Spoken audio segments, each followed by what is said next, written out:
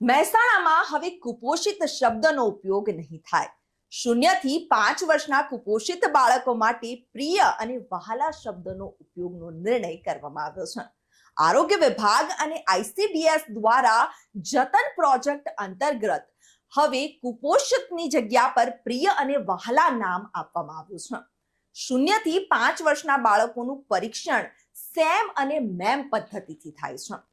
એથ્રોપોમેટ્રિક મેજરમેન્ટથી નક્કી થાય છે કે સેમ અને મેમ બાળક સેમ બાળકોની સામુદાયિક સ્તર પર સારવાર કરવામાં આવે છે। સેમ બાળકોને 14 દિવસ કેન્દ્ર ઉપર મોકલવામાં આવે છે।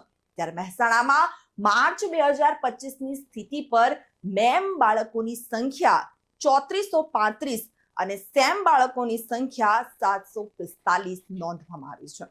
મહેસાણામાં હવે મેમ બાળકોને પ્રિય તરીકે ઓળખવામાં આવશે અને સેમ બાળકોને વહાલા તરીકે ઓળખવામાં આવશે।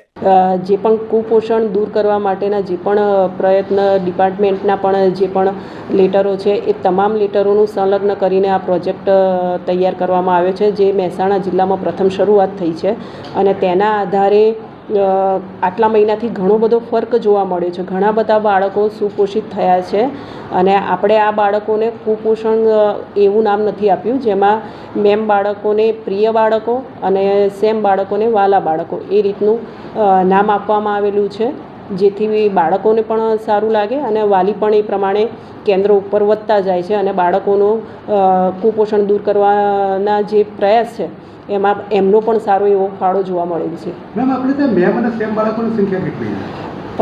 અત્યારે માર્ચ માસમાં મેમ બાળકો 3435 છે અને સેમ બાળકો 745 છે। જે આ પ્રોજેક્ટ ચાલુ કર્યો એ સમયે મારા સેમ બાળકો 2000 હતા અને મેમ બાળકો 6000 હતા, એટલે ઘણો બધો ફર્ક જોવા મળ્યો છે। અત્યારે 4% કુપોષણ ઓછું થયું છે।